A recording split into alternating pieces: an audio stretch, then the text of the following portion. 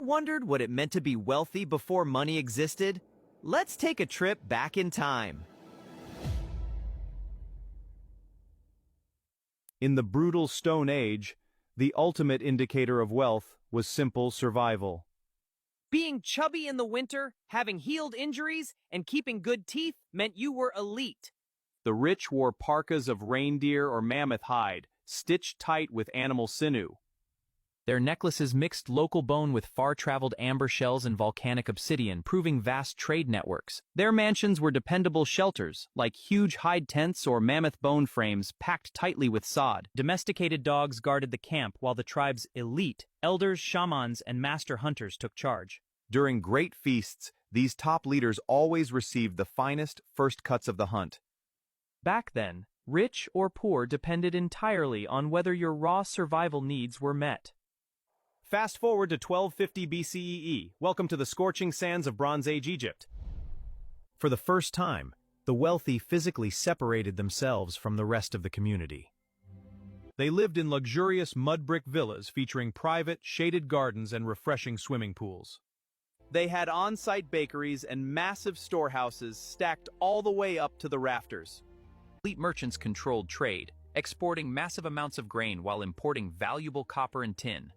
Inside their bedrooms, wealth shone through imported cedar bed frames and extensive, shimmering gold decorations. To beat the intense Egyptian heat, they wore the finest, most lightweight, cool linen textiles. They enjoyed advanced private sanitation, using custom stone pools fitted with functional drainage systems.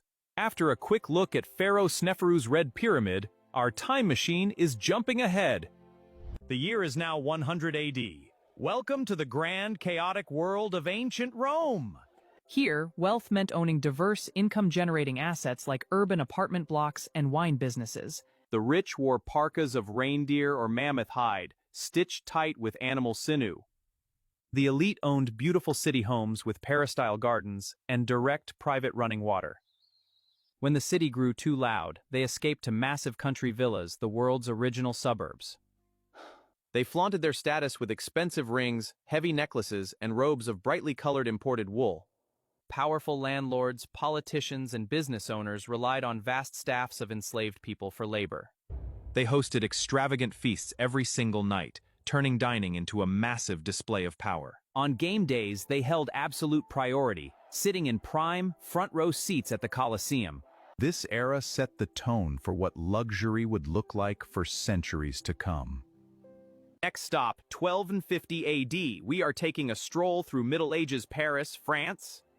Wealth in the feudal era was simple: mass land ownership and total control over the peasantry. The nobility lived in massive stone castles equipped with fortified gatehouses, grand halls, and heated chambers. They draped themselves in brightly colored linens, rare imported silks, and elaborate gold-plated decorations. Peasants had to pay heavy fees just to live on the land, cross bridges, or use the lord's ovens. If the people tried to revolt, the nobility simply deployed their well-equipped private mini-armies. You basically had to pay a fee just to breathe the nobility's air! Can I breathe? Welcome to Florence, Italy, in the year 1480. We've entered the glorious Renaissance. This era belonged to the banker elite, who controlled continental financial networks and funded entire wars. They lived in grand urban palaces like the famous Palazzo Medici, escaping to countryside villas for the summer. Their households were run by professional house managers, skilled accountants, private tutors, and master chefs. They built fortunes through interest on loans, international money transfers, and managing massive Catholic Church revenues. They were massive patrons of the arts, commissioning timeless masterworks from legends like Da Vinci and Michelangelo. While incredibly comfortable, the power of these Renaissance bankers was mostly limited to Europe. It's 1570, the age of exploration. Trade routes are expanding across the entire globe. Meet the Cargadores Indias, authorized merchant shippers ruling under the Spanish crown. Instead of cold, isolated, feudal castles, these elites built grand, accessible urban mansions. They built fortunes through interest on loans, international money transfers, and managing massive Catholic Church revenues. Their homes overflowed with high-quality global goods and fine textiles brought back by massive transatlantic fleets. Their wealth didn't come from a noble birthright, it came from controlling shipping logistics and information. They made fortunes by financing dangerous voyages, ensuring maritime expeditions, and selling imported goods. Despite their immense wealth and power, many traditional nobles still refuse to accept them as equals. We've arrived in 1750 Paris, the elegant and intellectual age of Enlightenment!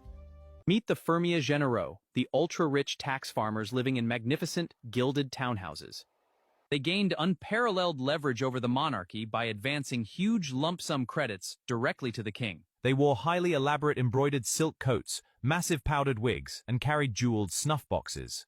Their wives dominated high society, wearing extraordinarily wide skirts made of precious, shimmering fabrics. From simple fire to absolute financial control, the definition of wealth has changed forever. What will it look like next?